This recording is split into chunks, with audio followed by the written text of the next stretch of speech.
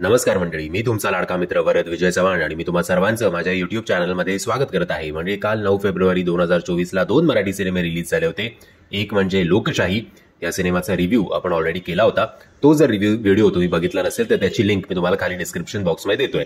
दुसरा सिनेमा म्हणजे अर्थातच डिलिव्हरी बॉय. सो बघूया की ओव्हरऑल या सिनेमाची काय कथा आहे ती. म्हणजे गोष्ट आहे भाऊ म्हणजेच प्रथमेश परब आणि चोच्याची म्हणजेच पृथ्वी प्रताप. आता हे दोघं small time real estate agents असतात. एके दिवशी ते भेटतात डॉक्टर अमृता देशमुख म्हणजेच अंकिता लांडे पाटील हिला, जी शहरात येते एक सरोगसी हॉस्पिटल ओपन करण्यासाठी. आता हे दोघंही म्हणजेच भाऊ आणि चोच्या हे तिला हॉस्पिटल सेटअप करायला मदत करतात.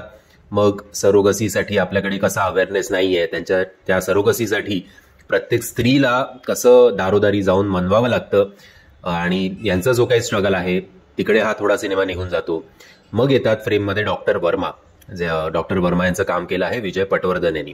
बरं, हे सगळं तुम्हाला ट्रेलरमध्ये सुद्धा बघायला मिळेल, सो मी काय असं स्पॉइलर सांगतो असं नाहीये. सो विजय पटवर्धन यांचं सुद्धा एक छोटं हॉस्पिटल असतं त्याच शहरात. आता ते धमकी देतात डॉक्टर देशमुख यांना म्हणजेच अमृता देशमुख हिला, आणि की तुझं हॉस्पिटल बंद कर. पण अमृता त्यांना घाबरून स्वतःचं हॉस्पिटल बंद करणार का?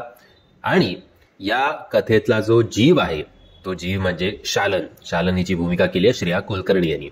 आता शालन जी आहे ती one of the surrogate mothers असते डॉक्टर अमृता देशमुख हिच्या हॉस्पिटलमधली. आता ही शालन असं काय करते की डॉक्टर अमृता देशमुखचं क्लिनिक जे आहे ते बंद पडायची वेळ तिच्यावर येऊ शकते. या सगळ्या गोष्टी जर तुम्हाला जाणून घ्यायच्या असतील, बरं त्या शालन बरोबर जे काही होतं आणि डॉक्टर अमृता देशमुखला वाचवण्यासाठी आपले भाऊ आणि चोच्या काय करतात, या सगळ्या गोष्टी जर तुम्हाला जाणून घ्यायच्या असतील तर तुम्हाला हा सिनेमागृहात जाऊन बघायला हवा. सो कुठेतरी सिनेमॅटोग्राफी वाईज आणि चकाचक मराठी सिनेमा वाटतो, याच्यात तर काही शंका नाही आहे. फक्त सरोगसीचा जो थोडा अवेअरनेस असेल, थोडा सिरियसनेस असेल, तो कुठेतरी आपल्यापर्यंत पोहोचण्यात कमी पडतो. कारण आपल्याकडे एक प्रथा आहे कॉमेडी सगळीकडे करत जा. इमोशनल सीन्स आहेत, मी असं नाही म्हणत आहे, बट कॉमेडीचा एवढा इम्पॅक्ट पडतो ना की तो सिरियसनेस निघून जातो आणि ते कॅरेक्टर्स ज्याच्यातनं जात आहेत ते आपल्याला फील करवण्यात कुठेतरी हे फिल्म मेकर्स कमी पडतात आणि आपण त्या कॅरेक्टर्स बरोबर हवं तेवढं कनेक्ट न होऊ शकल्यामुळे त्याचा इम्पॅक्ट आपल्यावर कमी पडतो. डायलॉग्स आणि स्क्रीन प्ले ओके आहेत. स्क्रीन प्ले आहे राम खाटमुडे आणि विनोदजी यांचा. सो ओव्हरऑल आय थिंक हा एक ॲव्हरेज मूवी आहे. प्रथमेश परब यांनी भाऊची भूमिका चांगली केलेली आहे.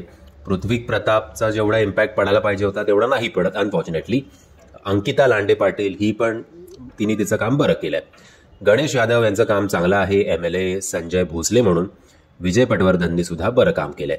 श्रेया कुलकर्णी, जे मी बोललो की शालन ॲक्च्युली या सिनेमातलं एक मेन धागा आहे, या सिनेमातला जीव आहे, तिने तिचं काम योग्य पद्धतीने केलंय.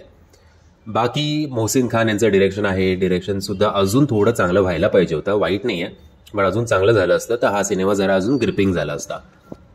तसं बघायचं झालं तर ना लोकशाहीची हाईप मार्केटमध्ये आहे ना डिलिव्हरी बॉयची हाईप आहे.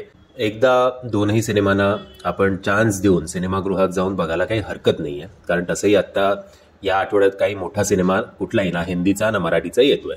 बाकी तुमच्यावर आहे, जर तुम्हाला पास बाय करायचं असेल तर OTTवर जेव्हा केव्हा हा सिनेमा येईल तेव्हा तरी आवर्जून हा सिनेमा बघा.